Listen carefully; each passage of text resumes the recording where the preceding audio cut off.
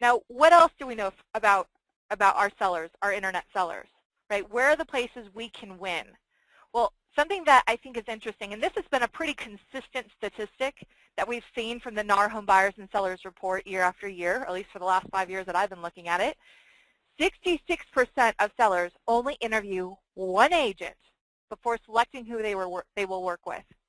That's a pretty phenomenal statistic considering this is the largest financial transaction they will ever do in their entire life. They only interview one agent. And other research I've read, also on NAR, says they only spend 1 day interviewing an agent as well. So 1 day, they make a decision, they interview one agent, and it's that person that's going to win that business. What does that tell you and me? When that person comes time and they're ready to interview, we better be top of their mind. But do we know in that year and a half time frame when that person's trigger is going to go off and they're going to be like, all right, I'm ready to list? That's the thing we don't know, right? That's the big unknown. So when we're working with, tens or hundreds or thousands of leads coming through our pipeline, how do we ensure we're in the right place, in the right time, and top of their mind when they're ready to get ready to list? Because we don't know when they're getting ready to list, but we need to make sure we have the plan and the steps in place that they call us when they are.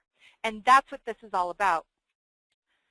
Another thing that we know about sellers, what's the most important factor in selecting an agent? They tell us 35%, it's reputation. So anything you can do when you reach out to them to ensure that your reputation's solid and your actions speak louder than words, guys. It's about the timeliness that you get back to them, the type of information you send to them, and the subtle thing that you also do. Like if you pass them to your website, make sure you have your testimonial pages built up. Things like that. If they Google your name, are they going to find, are people saying good things about you? Right? That's a really important thing that people look for in choosing an agent. Honesty and trustworthiness, 15%. The third most highest rated thing was a friend or a family member. But the other ones are top 2. So if they find somebody that's even better, more trustworthy, has a better reputation than a friend or family member, they're going to be choosing you, okay? So those are things to really hone in on with the language that you use when it comes to the scripts that you're sending out to your clients. What do they want from you? Well, when it comes time to list, they obviously want help marketing their home to potential buyers. They want help selling their home within a specific time frame, pricing the home competitively, and finding a buyer for the home. So those are all seeds that you can plant earlier in the process and throughout that timeline.